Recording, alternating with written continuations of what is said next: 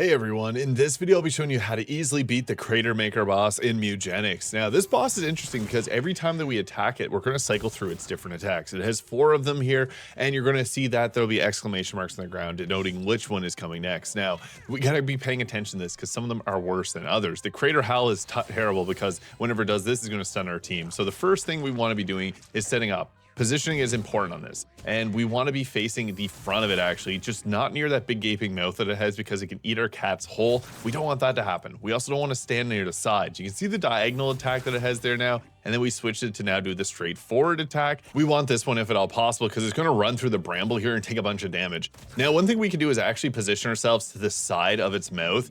And honestly, we do want to be paying attention to what attacks it brings out, because whenever the exclamation marks everywhere, it's going to stun our team and either immobilize them as well and do a ton of damage. It does around 10 damage per attack. So we typically want to have that forwards and backwards attack on it here, just so that we're able to deal some damage on its offensive turn. Now, when it has the diagonal one, it's going to turn all those tiles into creep. We want to leave it at this here. So you see, we can end our turn, and what it's going to do next is run straight forward like this, and you see it's taking quite a bit of damage. I was also pointing out that I used the soul dagger to take an attack from my tank here, which is worth doing. And you can see the damage that it actually ends up taking from the bramble is worth doing. So we want to be trying to keep it here if at all possible. Now, I'm also, it's really dependent on what rolls you get, but my cleric had these that blocked all instances of damage, so I was throwing those out constantly for my teammates to take advantage of.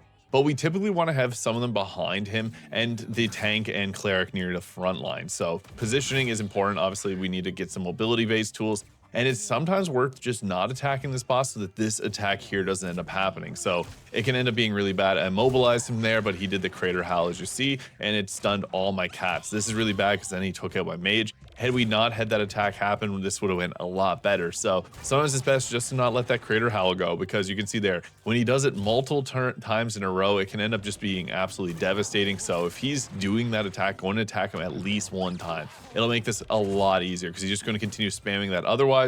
And if he immobilizes your character, your tank likely does have a hop attack. It can get there and cycle its attack off, but it really just depends on the rolls that you get throughout this fight. We want to have some mobility tools on our lower health targets, and then our tank in front line and attack to the side of its face, and that's how to beat the Crater Maker in Mewgenics. If this video is useful, please hit the subscribe button below.